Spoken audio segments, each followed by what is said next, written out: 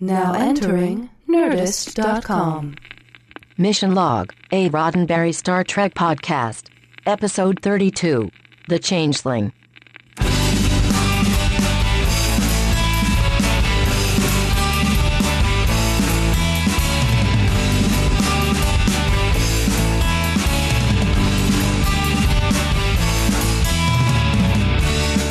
Welcome to another episode of Mission Log, a Roddenberry Star Trek podcast. I'm John Champion.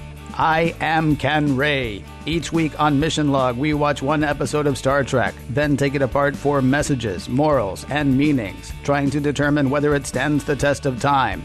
I am Ken Ray. This week, we're watching The Changeling. I am Ken Ray. You are right, John. We are watching The Changeling. I am Ken Ray. Are you going to do that for the entire episode? I am Ken Ray. Oh, God. Probably not. Oh, I am goodness. Ken Ray. That's my Nomad imitation. Oh, really? Oh, really? I've been working on that all week. What do you think of it? It's great. I'm glad to have the old Ken Ray back and not the Nomad Ken Ray. Should I try different, reads every time I do it? I'm Ken Ray. You know, I was thinking, John, blah, blah, blah. I am Ken Ray. I wonder if they tried that with Nomad. They tried different reads for Nomad. Hey, You know what I'm this is? Nomad, and my mission is to eradicate anything that's impure out of the galaxy. I'll be making my way to the Alpha Quadrant. Well, he's already in the Alpha Quadrant. I'll be making my way to Earth a little later. They tried out airline pilots, you're saying. They did. You know, but a smooth airline pilot. quick, dumb aside, is that part of becoming an airline pilot? Oh, you have to learn the voice. You Yeah. have to go to classes to try to find out how to address 200 people sitting in the back of the plane. Like that? Exactly, yeah. Might have made Nomad actually much more palatable to people. Well, he could have given you some warning. If he would have been chattier, he could have been like, I'm Nomad, and I have the power of 90 photon torpedoes. And I'm going to be wiping out 80% of your shields, so please stand by. If you look to your left, you won't see this coming. Okay. Right. So, yeah, we're talking about Nomad. We're talking about the hyper-intelligent space probe that may very well just wipe out not only all living things in the galaxy, but it's going to take the Enterprise crew with it. Yeah, it's actually going to start there and then go the other way.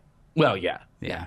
But I mean, we're more concerned about the Enterprise crew at the moment. Well, only for the time being, but I mean, he is zeroing in on Sol, so, at some point, it's going to spell doom for everybody. It might spell doom for everybody, but we got a long way to go between here and there. Mm-hmm. And, of course, the first place we stop is trivia.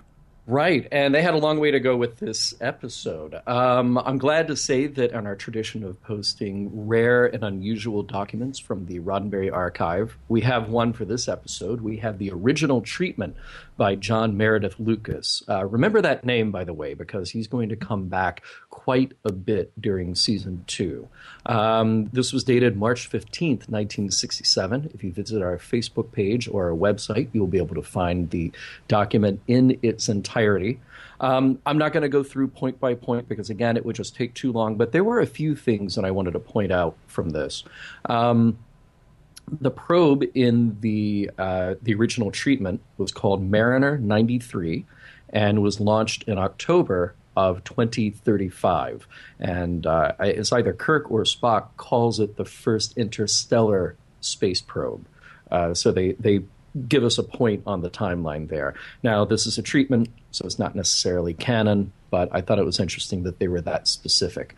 In the treatment, Scotty is dead. We do have a moment where Scotty gets killed. His resurrection is played a little bit differently, but more interestingly, it is not Uhura, but it is Yeoman Barbara Watson who is silenced by Nomad. And that plays out a little differently. Similar introduction to that, but the outcome is a little different. So take a look for that. And there's also a really interesting thread about compassion being a result of our temporary nature. We as living beings have compassion, and they postulate that might be because we are living beings that then have a finite lifespan. Nomad is immortal. Therefore, he doesn't need to feel compassion because he can just keep going and going and going, and his actions really have no consequence for him. By the way, I'm referring to him as a him, and it is a machine. Yeah. I think we'll be referring to him as a him throughout the show. And Spock even has a little bit of an emotional outburst. He does this thing again where he's impressed by the technology, and they make it a little heavy-handed, where it's the devil's bargain, where Spock is so impressed, he wants to learn from Nomad, he wants to learn from his logic, but then the cost, of course, is the total lack of compassion. So ultimately, in that version of the story, we're left with kind of a bravo for contradiction and the human weakness that is cognitive dissonance. And the ending, which I don't want to give away, also plays out a bit differently from the ending that we're left with. A couple other points I'd like to make. The timeline. Now, we try so hard not to step out of it, and we do that for a lot of good reasons on this show. But this week, we have to mention the extremely close parallel that this story has to the story of Star Trek: The Motion Picture. Yeah, it's like it is. Yeah, well, yeah. Practically. I mean, it's not exactly. There are a couple of things, but I actually went online to try to find out if it was acknowledged that Star Trek: The Motion Picture was based on or a retelling of The Changeling. Right. And I couldn't find anything that indicated that it definitely was, but it definitely was. Yeah, it is not in the respect that, Never Say Never Again was a remake of Thunderball. Mm-hmm. But they are so close. But here's the thing. You look at the totality of Star Trek, and we have a lot of recurring themes. And in particular, Gene Roddenberry liked to use a lot of those recurring themes. Time travel, technology run amok, taking on faith and religion, and in this case, the computer, the hyper-intelligent computer that lets its power get to its head. So that's okay. There's a difference there, though. I mean, I understand. I mean, we're talking about a nearly beat per beat, right? kind of restructuring of that story. Right. I mean, Dr. Roger themes, Corby, Dr. Roger Corby, Landru, Nomad. These are recurring themes.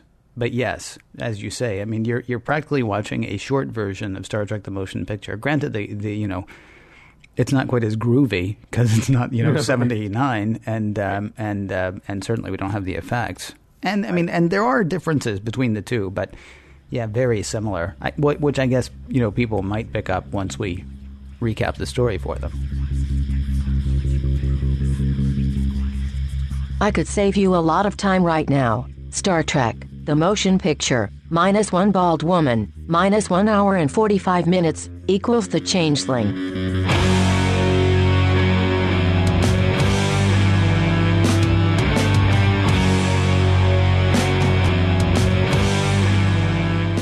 Prologue. The Enterprise is headed to a special Federation science team, a small group of a larger group of about 4 billion people.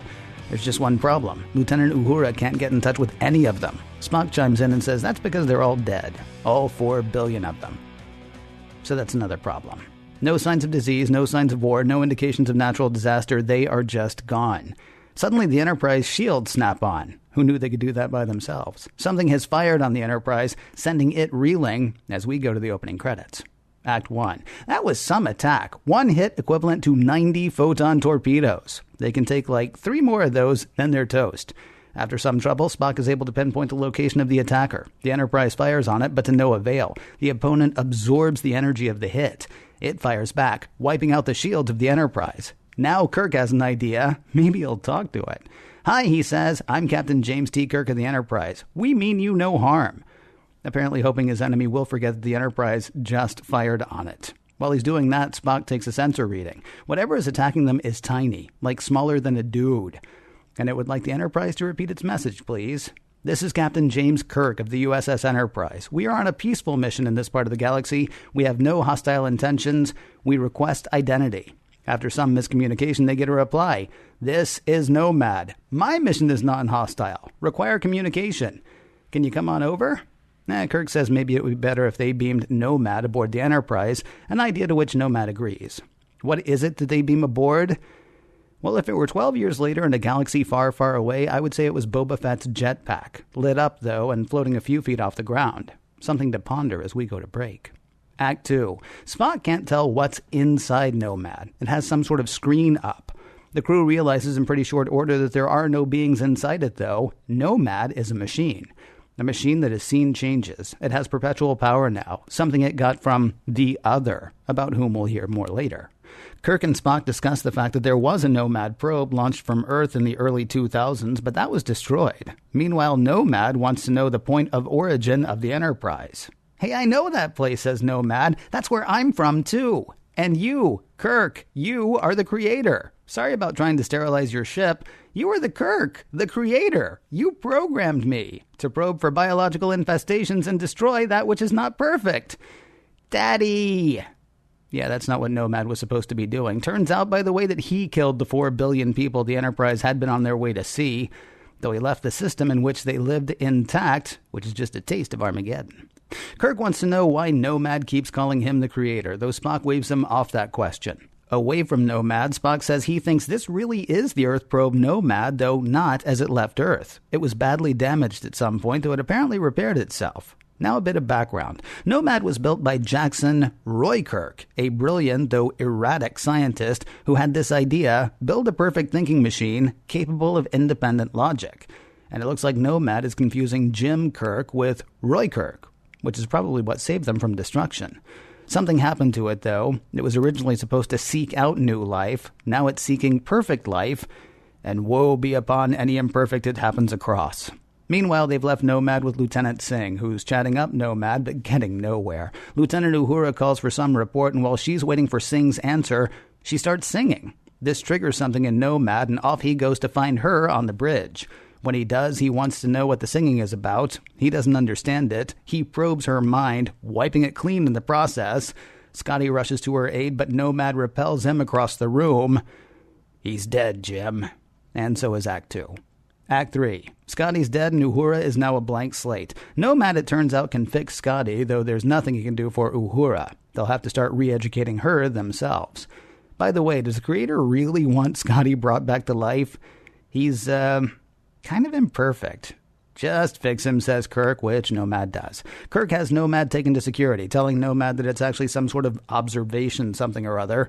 Spock likens Nomad to a life form and says he would really like to study it, though Kirk says Nomad's a killer and he intends to render it harmless. But Spock can do a little studying.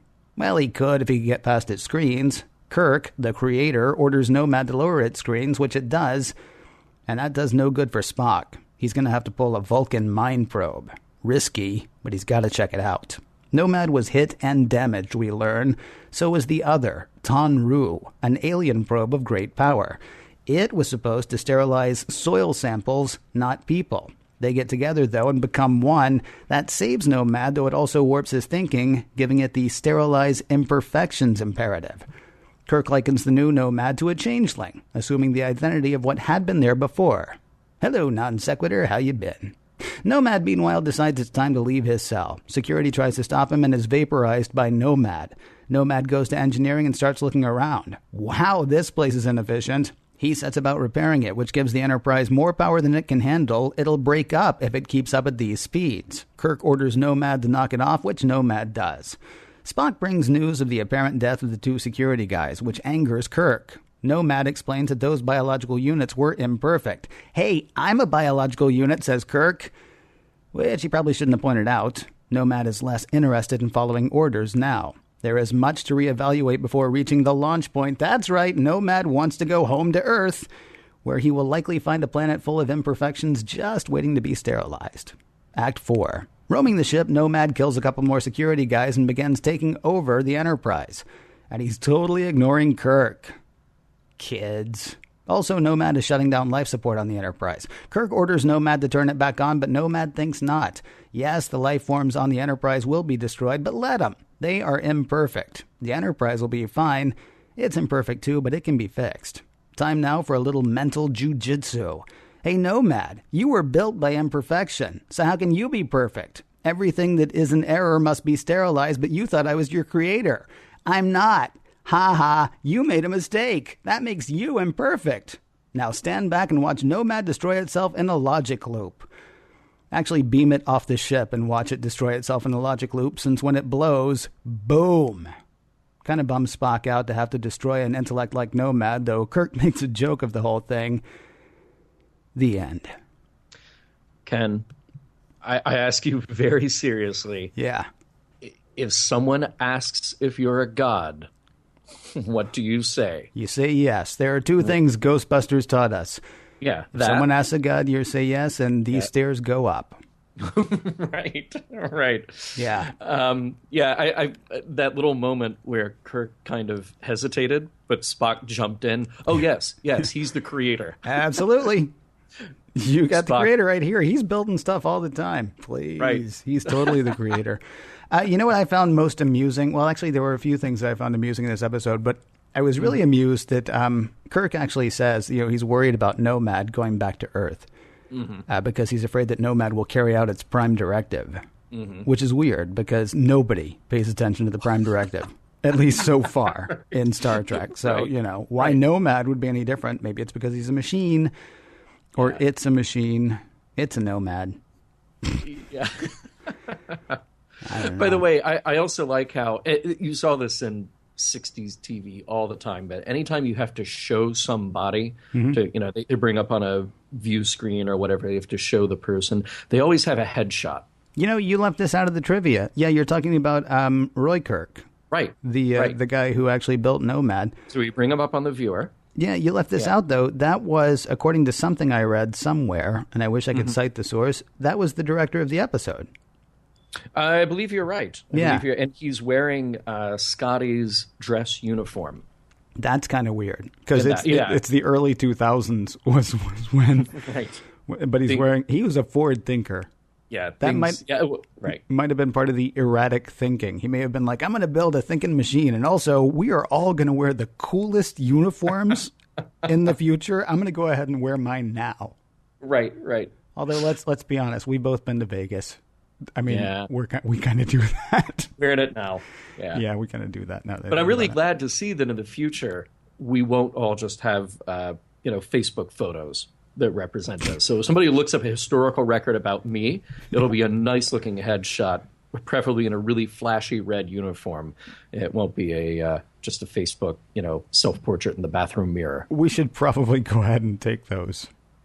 Right. Let's do that now. Because you're right. You're absolutely right. I have a friend, just a lovely young lady. I mean, really just easy on the eyes. Most of the pictures of her are obviously in the bathroom mirror. Yeah. Kind of kills it. Yeah. Yeah. I'm just saying. Yeah. We're going to get into the Uhura thing a little later. Yeah. But, let's not do that now at all. I'm just saying she has a remarkable recovery. Yeah. No, let's leave that whole thing. Yeah. All right. Let's talk about Scotty. Let's talk about let's do it. Let's talk about the galaxy's whipping boy, at least for the first. Oh my gosh, he got thrown around so much by Apollo. He did. You think he learned his lesson? Nope. No. Well, no, he's actually, and I wonder about this, and you may know, well, you would know more about this. If you know anything about this, you will know more about it than I do. Was there some sort of Scotty did a lot of standing around the first season, he did a lot of yes man kind of stuff. He did a lot of answering questions. This is 2 episodes in a row where we've seen him be very, action oriented. Well, not only action oriented, but also sort of like Sulu was, with the stand back, fair maiden, kind of thing. I mean, impugning a woman's character is enough to send Montgomery Scott hurling at you. Now, the good news is you will be able to send Montgomery Scott hurling, right? Apparently, because if he's coming at you, you probably got the power to throw him across the room, as Apollo did, as you mentioned last week. And, how it is that Nomad is able to do it, I don't know. But, it just sends him flying. It was, again, stepping out of the timeline, it was sort of a Tasha Yar moment. Oh, yeah. It's like, hey, everything's fine, and then he's flying, and then he's dead. The difference is I wasn't worried at all because I've seen enough movies to know that Scotty's going to live, unlike when Tasha died. Yeah. If only they could keep Scotty away from the ladies, he would stop getting himself into a position where he gets thrown across the room. God bless him, though, for jumping back up and doing it again. Yeah, right. And there wasn't even a moment of wow, last time I did this, I got thrown around like a like a bag of things that get thrown around. Right. Straight back on that horse. Hey, you mentioned something that we've seen before, Kirk using his word jujitsu to totally disable a computer. Yep. And you'd think, and Kirk calls him out on it, but Spock should have figured out that logical loophole way earlier on. Well, especially because we've seen him use it against Landru and we've seen him use it against Dr. Roger Corby. Right. I mean, this has exactly. happened. This has happened before. Yeah. A dazzling display of logic, according to Spock. But I have this fear. Okay, so the same way that I'm thinking about the future and I think about how we need to plan now that we all have good headshots so that 300 years from now people will be able to, see what we would like to be represented as. My other fear is this, all right? In Star Trek, Kirk very easily can talk down a computer and make it blow itself up. Yep. Which is really cool. Do you remember back in the 80s we had that computer program called Eliza, which was the virtual psychiatrist? I do not. All right, so the idea was that somebody had programmed this thing where you could sit down in front of a computer and type in messages like, Eliza, I'm not feeling well. And then Eliza would reply back to you like, why are you not feeling well? Tell me about it. And you would sit there and type away. And it was just all this pre-programmed stuff, but it would keep talking back to you. And you could do that for hours and hours and hours, and Eliza would not budge. So if we could do that in the 80s, I have this worry that we are never going to be able to talk a computer into blowing itself up.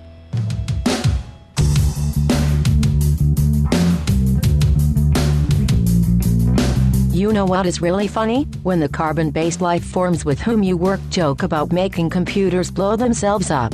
No, really. It is funny. My virtual sides are virtually splitting.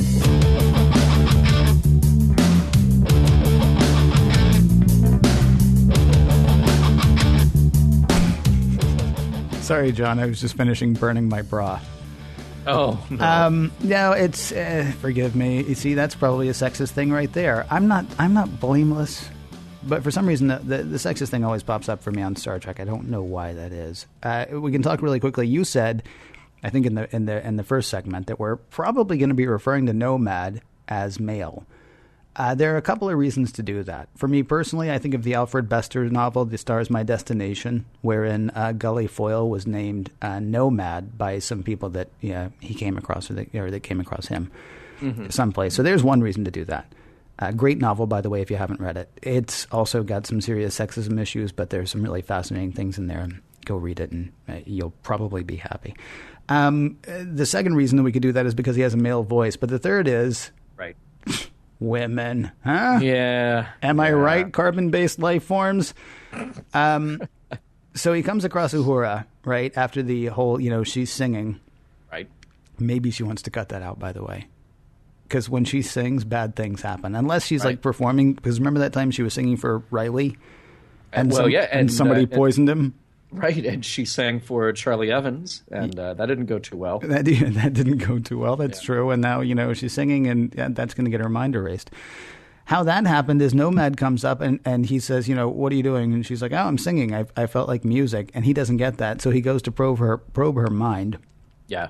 And erases it. Now, whether he intended to erase it or not, I don't know. But he does say of Uhura, that unit is defective. Its thinking is chaotic. Absorbing it unsettled me. Mm-hmm. To which Spock replies, that unit is a woman. And Nomad replies, a mass of conflicting impulses. Now, it sounds sexist. The one thing I might be able to let the whole thing off the hook, because I don't know if Spock is, saying that unit is a woman as opposed to that unit is human. But we've seen Spock be sexist in the past. I mean, like things like This Side of Paradise, when he's like, why can't women just answer a question? Or when he got all upset about the time the computer was turned into it was given a female personality. I don't know. It sat weird. Yeah, well, I'm not going to let them off the hook on this one for another reason, which is that we already had Nomad take a shot at McCoy, at McCoy's erratic behavior. Mm-hmm. And Kirk just says, oh, that's McCoy. Mm-hmm. But talk to him anyway. Okay. And here we have Spock saying, that's a woman. That's a woman. Not saying Well, either that's a human. Humans are full of erratic impulses or full of conflicting impulses. Right. Or that's Uhura, and, that is Uhura's nature or whatever, which it doesn't seem to be. So I'm not going to let them off the hook. Good. All right, good. So I wasn't wrong about that. So I don't think so at all. Nomad says, that confused me. And Spock's like, dames, huh, Nomad? Okay. Right. The other thing I'll say really quickly that's kind of odd, just keeping with the whole Uhura having her mind erased thing. How is it that, this blank slate can speak Swahili? Yeah. But not English. I mean, she starts off and she's like, there's no there, Right.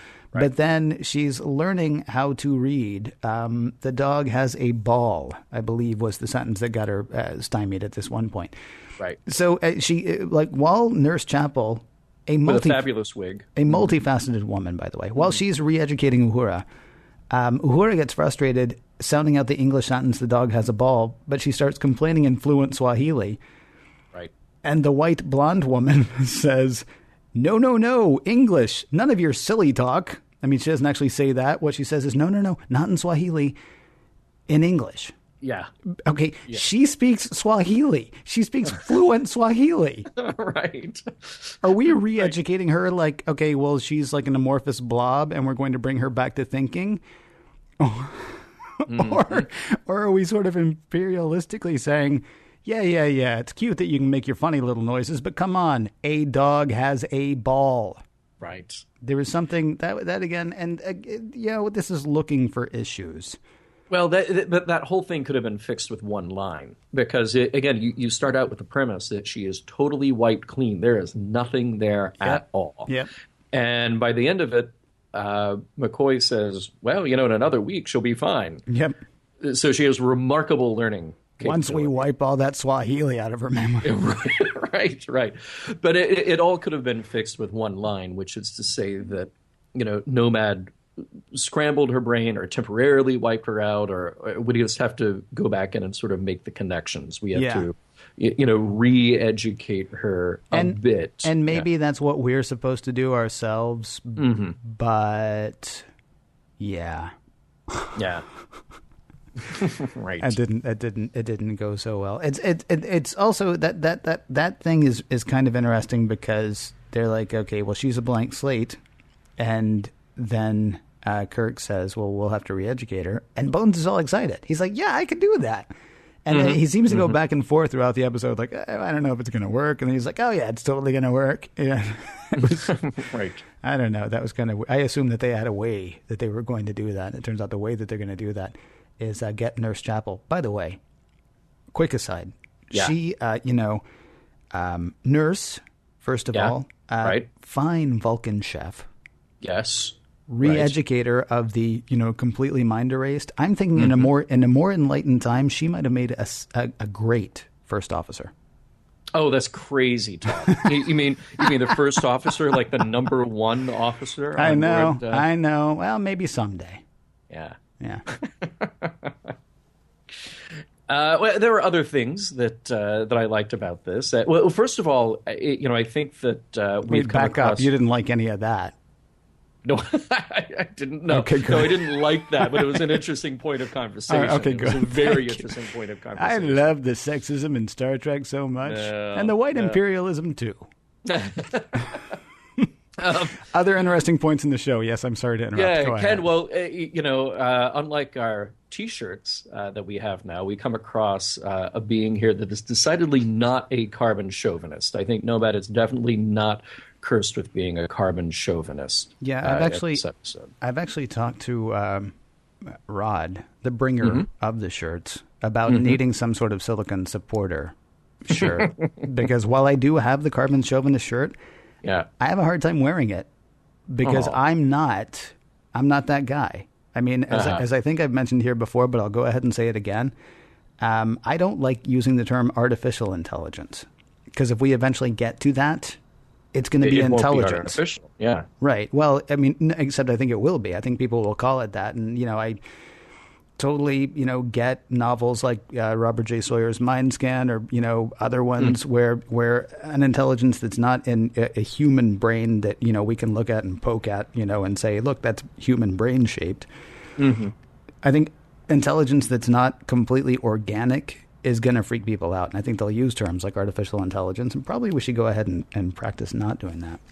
Yeah. So, yes, Nomad is decidedly not carbon chauvinist. Now, understand, I'm not looking forward to something like Nomad, but it is kind of interesting to me that Roy Kirk, he again is Roger Corby in some ways. What does Spock call him? Calls him quite possibly the most ingenious and most erratic scientist of his time. Mm-hmm. And what was his crazy idea? His crazy idea was a thinking machine. Yeah. That's what makes him quite possibly the most erratic scientist of his time. By the way, I thought he said erotic the first time. It was No, he did not. Kind of. Oh, erratic. Well, that's not nearly as interesting, is it? Sorry. No, I mean, so yeah, we definitely have somebody here who is not carbon chauvinist. Quite the contrary. I would say he's more silicon supremacist. Mm-hmm. Which is also wrong, by the way. Don't be carbon chauvinist. Don't be silicon, supremacist. Why can't we all get along? I think would be the best way to put it. It's not so much that he hates carbon-based life forms. They're just inherently flawed in his estimation. Well, he's a victim of his programming. And to me, there's kind of an interesting anthropological message implied by Nomad that, he measures perfection only by the species that resemble him. By their makeup, by their behavior, all of that. Well, I mean, he's lousy with wetware, right? Yeah, he's not going to be so good with wetware. He's terrible at that. I mean, like he wipes out Uhura's brain, and can't fix it. He kills Scotty and can fix that because that's just a structural issue. Mm-hmm, mm-hmm. But something more than that. Yeah, Nomad's thinking is flawed, which I think. He killed 4 billion people. So we can probably all agree that Nomad's logic is flawed. But the levels of imperfection with which he's willing to work are kind of interesting to me. People are imperfect, so they have to be destroyed. The Enterprise is imperfect, but that he can fix. Well, because the Enterprise is like him. Yeah. I guess that's it. Or because he can see the solution. I mean, it actually kind of... Mm-hmm. Well, I mean, if you want to bring it back to early 21st century thinking, there are some things, there are some people, there are some ideas. I'm going to come off sounding left-leaning, and that's probably mostly because I tend to be. There are some people who say, hey, what we need is alternative energy. And there are other people who say, no, what we need? We need to get to, the oil that's trapped under that caribou. Right. And it's not, and I understand the need for both. I mean, we right now, as we're recording this, live in a world that is totally dependent on fossil fuels. Mm-hmm. There are some people who don't even want to think about, wind and solar and nuclear and other things that, that seem sort of pie in the sky because they seem sort of pie in the sky. We can't yet achieve the kind of energy levels that we're getting from fossil fuels right now. And so they want to just, no, more fossil fuels, and screw your wind. I don't need it, Right. There seems to sort of be something that I in my head is making that same sort of connection with Nomad. He understands, physical. And so that he's willing to work with. But people, the mental imperfections in people, I don't get that. Let's just get rid of them. I got my machines. What's, what? I've got this. This will be fine. I don't need you. Yeah. I'm not sure if that's actually I'm not sure if that link makes sense, but in my head it makes sense. So hopefully, if you're in my head, it makes sense to you too. Well, yeah, that's a weird place to be. But I'll go along with you in the respect that just kind of taking the macro view here again. The thing that I liked here is that if there's a message to be gleaned from this, that Nomad kind of represents this idea that we see a lot of in Star Trek, that there is not necessarily such thing as perfection because there's no definitive place from which we can judge. Star Trek has very often shown us this celebration of duality, the celebration of flaws and imperfections that makes complete. And I'm struggling for the words here. It's almost like we're stronger through diversity, and maybe one day there will be some sort of very clever Star Trekian acronym that will that will summarize my thoughts about diversity in maybe an infinite scale. All right. Hopefully, we'll get there. As long as it doesn't involve, silicon-based beings. Well, yeah. Because there was no talking to Nomad either. I mean, that's the thing. We can fault Nomad's logic and say, oh, it was wrong. They wanted to kill all the people. But when Spock says, boy, that Nomad's kind of interesting. I really wish I could study him. Kirk's like, yeah, he's gonna die. Yeah. I mean, it doesn't say he has to die. He says, he has to be made to and not be harmful to them. But I mean, he's got such incredible power, such a ridiculous amount of power, that there's no way that they're going to be able to make him harmless unless they, take him out. Well, they're stuck in a position of self-preservation. They have to. I mean, it is sad that Kirk keeps taking away Spock's toys. He's gonna take away the Landru computer. Yeah. He's gonna take away Nomad. Yeah. Spock's is gonna have to go build his own super intelligent computer. Yeah. And talk to it. Spock's a little more malevolent, so he probably won't build one that could actually destroy an entire planetary system. Yeah. No, I mean, don't get me wrong. I'm not saying that Nomad. Maybe if you had more time, maybe if you had more than 48 minutes in an episode, you might be able to talk it through. I think it's wrong that Nomad just looked at people and said, well, no, they've got to die. I also think it's, a little short-sighted that Kirk just looked at Nomad and said, well, no, that's got to die. I mean, it is a programmable entity. So when Kirk broke out with the word jujitsu, the logic jujitsu, though, I don't think he necessarily knew that Nomad was going to blow up. I mean, they could have had another outcome where they just shut him down, they take him apart, they see what makes him tick. No, Kirk knew that he was going to explode because he asked Spock and Scotty to bring the anti-grav whatevers. The things to carry it. Yeah. You think he was just afraid it was going to fall on the ground? Exactly. They might have fallen and left a dent in the deck plating. Right. I don't want to hurt Nomad. Well, bring something to carry him just in case he falls apart and we have to, send him out to the side of the ship to blow up.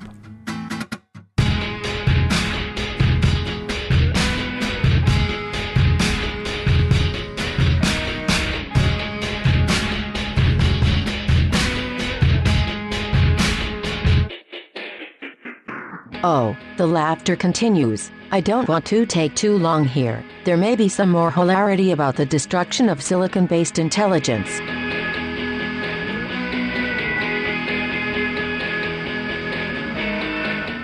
Comes the time every week where we answer some questions, or ask each other questions and maybe answer them about the particular episode. This week, The Changeling. What's the message in this week's episode, John? We say so often that there's not a you see Timmy moment in a lot of these episodes. I don't think there is here. But I will kind of make a general point. Though. Okay. And that is that I touched on it in our discussion.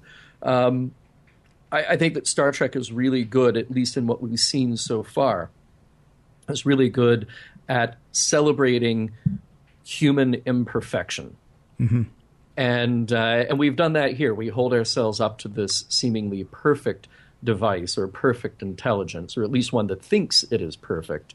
And Kirk, as he does so well so often, kind of makes a case for what's so great about all of our otherwise flaws. What's so great about the whimsical or chaotic parts of our nature, like Uhura singing, or Bones's irascible personality. So I like that. I'll take that out of it. I might have to argue with you a tiny bit. I don't feel like Kirk actually makes that case. I feel more like it's just kind of assumed by Kirk and by Kirk's actions. So it feels like if you are, as we do because of what we do here, looking for a good message or looking for a message, period, you might take that message out of it. You might say, okay, well, this is kind of a celebration of, human beings, warts and all, because, he goes ahead and sticks with the imperfection that is us. He never makes that case, though. It's more like, I mean, you could just as easily say he's an old man who doesn't like, you kids today with your clothes and your hair, And I mean, your cell phones. Yeah, kind of. I mean, he's sort of just. Now, granted, understandably, I mean, we want him to do this because it is, as you say, part of self-preservation. This thing is going to go to Earth and is going to wipe everybody on Earth out and probably wipe everybody out on the way to Earth as well. And then once he's done there, he may go other places and wipe them out too. Mm-hmm. So, I mean, you kind of want Kirk to be that guy. I don't feel like the case was really made, though. Well, there's not the big Kirk speech moment. Yeah. Which this could have used. But throughout it, all these little points of Kirk kind of, defending McCoy or, defending the things that make us human. They're small. They're not the big Kirk speech that we all know and love. Right. But I feel like there are nuggets of it in there. Well, I mean, there are pieces of it. I mean, the thing that what's weird is we've seen this episode before. Mm-hmm. I mean, and I know we talked about them a moment ago. I cannot remember the name of the episode. I'm so bad at this. I know that the one with Dr. Roger Corby is What Are Little Girls Made Of? What's the name of the episode with Landru? Return of the Archons. Return of the Archons. Thank you very much. We've seen this episode before in Return of the Archons. We've seen this episode before in What Are Little Girls Made Of? Or at least pieces and parts of it. Right, in both of those, we got the speech. Yeah. In both of those, we got the here's what's great about being carbon-based. Yeah. Right. and we don't get that speech here. It's like it's just assumed at this point. And so I think Kirk figures that everybody's heard that speech by now. So why are we watching the episode again? I mean, that's the weird thing about it. It's really not until it seems to me, and I may be forgetting an episode because I do all the time, between now and the motion picture. But is the motion picture the first time that we come across this hyperintelligence kind of like, machine thinking where we're like, whoa, this is dangerous. Let's figure out how to work with it. Right. Because, I mean, I was thinking that's a very different Kirk. It's a very, very lucky thing that Kirk never met Data. Yeah. Because we wouldn't have had Data. Yeah, but Data is a benevolent machine. So is that what makes it okay? Because Dr. Roger Corby was a benevolent machine, too. Oh, well, okay. Turns out his logic was flawed, but he was trying to do good. Yeah, but Roger Corby was also forcing people into the spinny device to turn them into androids. Well, his logic was flawed. I think I mentioned that. Okay. So there's that. Yeah, there is that. That's true. So, no, I mean, had this episode gone even a slightly different way, Nomad didn't necessarily have to blow up at the end. But if there's one thing we like at the end of our shows, it's explosions.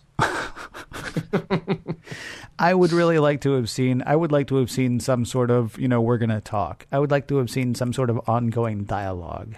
Because by the time you get, when he starts pulling the word jujitsu, I was really disappointed because, I mean, like in my head, my thought was, seen it.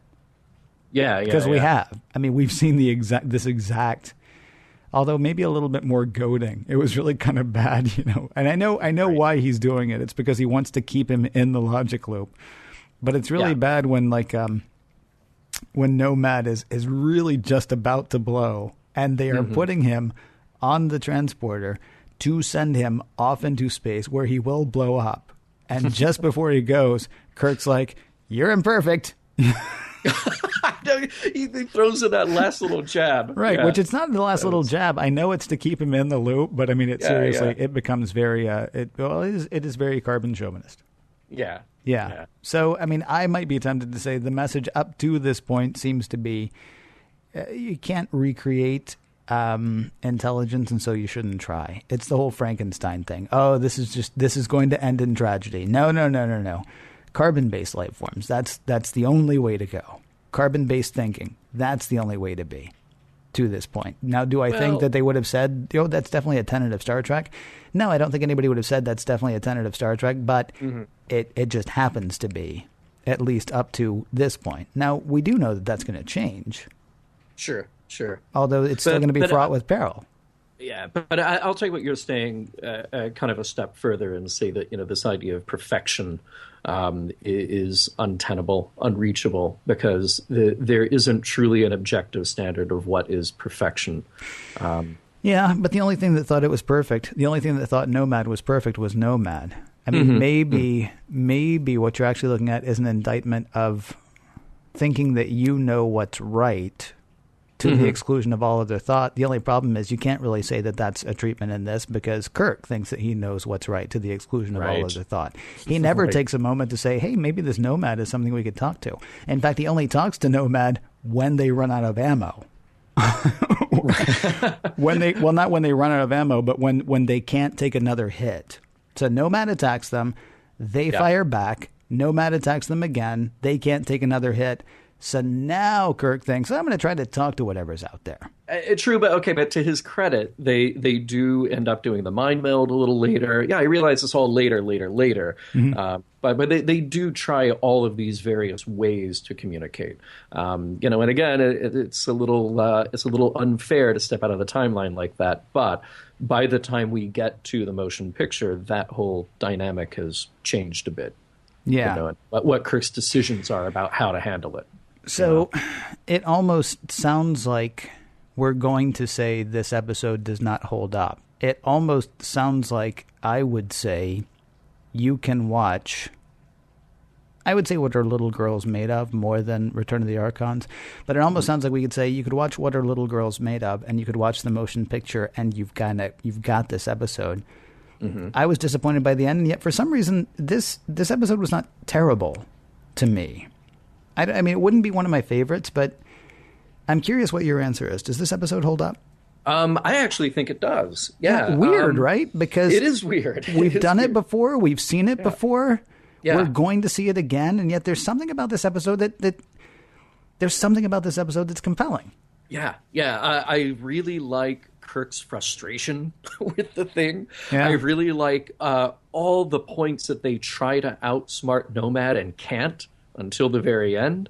If you go back and you read the original treatment that we're going to have posted, the pacing is so very different, and we don't actually get Nomad on board the Enterprise until a lot later, and we don't have this back and forth until much, much later. So the pacing is just all awful. But I feel like in the aired version, what we have here, the pacing is great, and I like kind of not knowing how Nomad is going to react to things. And I like that that kind of struggling and outwitting that Kirk and Spock have to keep reinventing to get past Nomad, to keep him from just killing all of them right away. I like the look of it. It's a little dated, but so what? I think Nomad is kind of cool looking in its simplicity. And I like the voice, and let's face it, when Nomad is finally about to destroy itself, the high-pitched Nomad voice is kind of adorable. God. You have to admit, I want that as a ringtone now. You liked the Ewoks, didn't you? No. I'll take a self-destructing Nomad over an Ewok any day. I will say, you say that, it looks a little dated. It was actually supposed to be a satellite from about right now. So the dated actually works because, I mean, satellites right now aren't terribly sexy. I mean, they're sort of utilitarian machines. Well, yeah. But what I'm saying is that the look of Nomad looks, it still looks like a piece of future technology as designed by Star Trek: The Original Series. Yeah, but it doesn't look like a satellite from the '60s, and it certainly doesn't look like a satellite from now. But that's okay. Like I said, I think it's still kind of a cool design in a kind of retro future sort of way. So let me see if I can sum this up then. Mm-hmm. The messages may or may not hold up. Right. We've seen the whole thing before. Yep. The production looks a tiny bit dated. Yep. This episode works.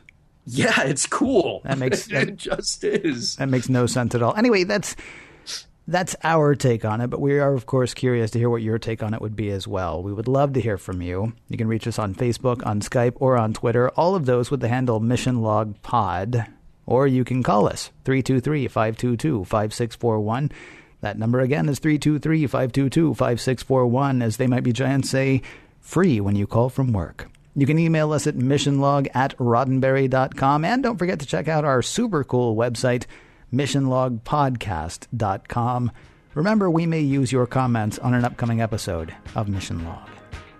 Ken, if Star Trek has taught me anything, it's that people look really, really cool with goatees. So next week, we're going to put that to the test with Mirror, Mirror.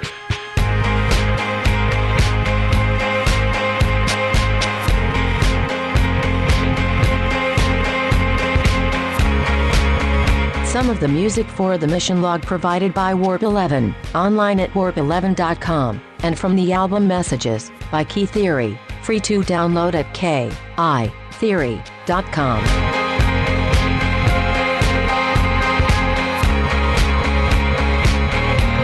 A computerized mechanism that goes crazy and kills everyone in its way. We've all had those days. Am I right? You know what I'm talking about. End transmission.